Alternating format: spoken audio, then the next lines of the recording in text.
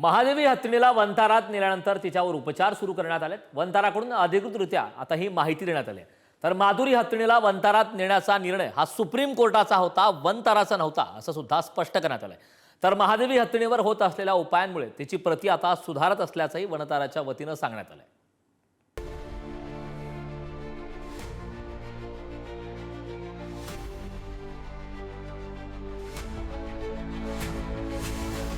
कोल्हापूरच्या नांदणी गावातील हत्तीण सध्या देशभरात चर्चेचा विषय ठरली आहे। कोल्हापूर जिल्ह्यात तिला परत आणण्यासाठी आंदोलन करण्यात येत असलं तरी सध्या ही महादेवी हत्तीण वनतारामध्ये उपचार घेतेय।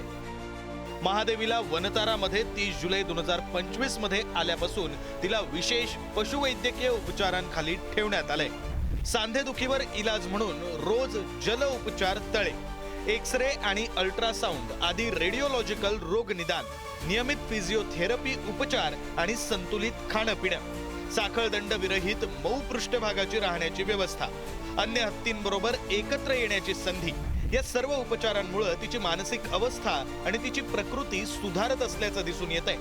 वनतारातील कर्मचाऱ्यांनी ही माहिती दिली आहे।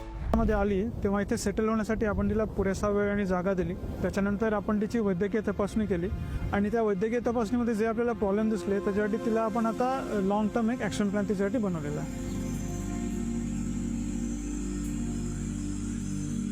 तिला आता आपण वैद्यकीय उपचारही चालू केलेले आहेत। तिच्या ज्या पायाच्या जखमावर त्याच्यावर आपण औषधं लावतोय आणि या वैद्यकीय उपचारांसोबत आपण तिला हायड्रोथेरपी पण चालू केली आहे। हायड्रोथेरपीसाठी ती एका मोठ्या तलावात जाते जो आपल्याकडे इथे वनतारामध्ये आहे आणि त्या तलावात गेल्यामुळे ती जेव्हा त्या तलावात जाते तेव्हा तिच्या पायामध्ये जो जुना आर्थरायटिस आहेत किंवा जुने जे तिच्या पायाच्या हाडांमध्ये प्रॉब्लेम आहे त्याच्या वेदनेतून तिला लगेच आराम मिळतो।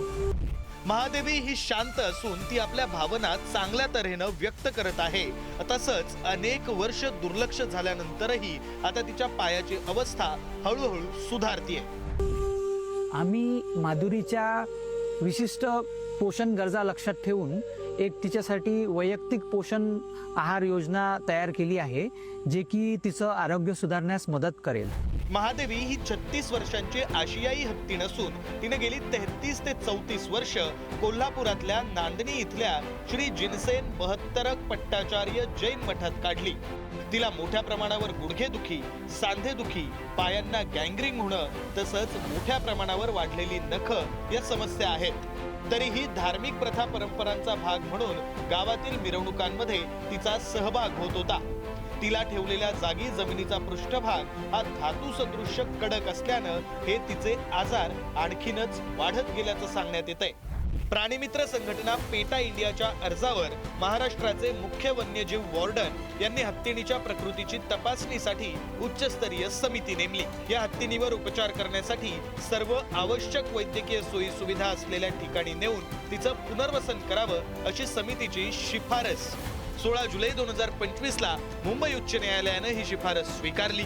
जामनगर येथील Radhekrishna temple elephant welfare trust अर्थात वनतारामध्ये 2 आठवड्यात हलवण्याचा आदेश दिला।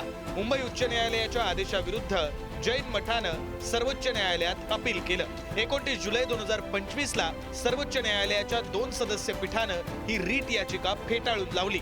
महादेवी हत्तीणीला धार्मिक प्रथांऐवजी सन्मानपूर्वक आयुष्य जगण्याचा हक्क आहे यावर भर दिला। महादेवीचं वनतारामध्ये स्थलांतर करण्यावर शिक्कामोर्तब केलं। या हत्तीणीची नाजूक तब्येत आणि तिची मानसिक अवस्था सुधारणं या गोष्टी सर्वोच्च न्यायालयानं विचारात घेतल्या। वनतारानं या हत्तीणीची निवड केलेली नाही, तर कोर्टाच्या आदेशानं या हत्तीणीला वनतारात आणण्यात आल्याचंही वनताराकडून स्पष्ट करण्यात आलंय। वनतारा हे गुजरातच्या जामनगर मधील 3,500 एकरांवर पसरलेलं वन्यजीव संरक्षण आणि पुनर्वसन केंद्र आहे। याच्यात 2000 प्रजातींचे 1.5 लाख प्राणी आहेत। महत्वाचं म्हणजे वनतारा हे पर्यटन प्राणी संग्रहालय नाही। या ठिकाणी पर्यटकांना किंवा पाहुण्यांना प्रवेश नाही, त्यामुळे प्राण्यांना कमीत कमी त्रास होईल तसंच त्यांना जास्तीत जास्त एकांत मिळेल याची काळजी घेतली जाते। अशाच स्वरूपाची काळजी माधुरी हत्तीणीची घेतली जात असल्याचं वनताराकडून सांगण्यात आलंय। ब्युरो रिपोर्ट, पुढारी न्यूज, मुंबई।